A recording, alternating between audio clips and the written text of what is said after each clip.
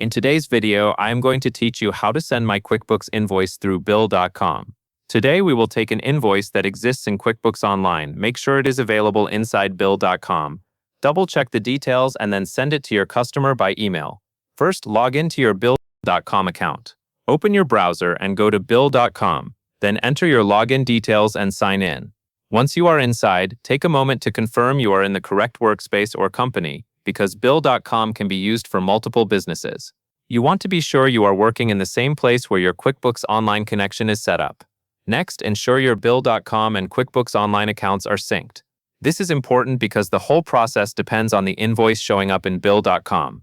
In bill.com, look for the settings or integration area that relates to QuickBooks Online.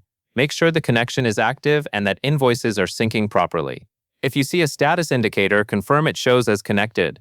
This step prevents the most common issue, which is not finding the invoice you expect. Now that the accounts are synced, navigate to the Invoices tab in bill.com or to Receivables if that is how your interface is organized. Depending on your setup, you may see invoices under Invoices, or you may find the same content under Receivables.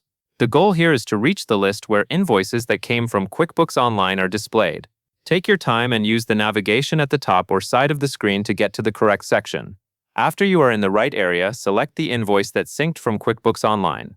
You will typically recognize it because it should include the same customer, invoice number, dates, and amounts that you saw in QuickBooks.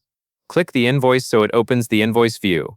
If you have multiple similar invoices, use the invoice number or date to confirm you selected the correct one. Once the invoice is open, review the invoice details for accuracy. This step matters because even when accounts are synced correctly, it is still possible for something to be entered incorrectly in the source system or for a field to map in a way you did not expect. Check the customer information, invoice number, invoice date, due date, line items, quantities, rates, and the total amount. Also look for any notes or messages included on the invoice.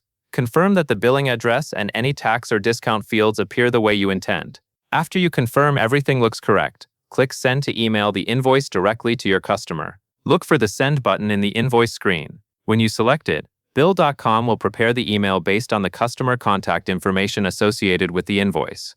Make sure the recipient and email content are set as expected. Then proceed with sending the invoice. And that covers everything you need to know.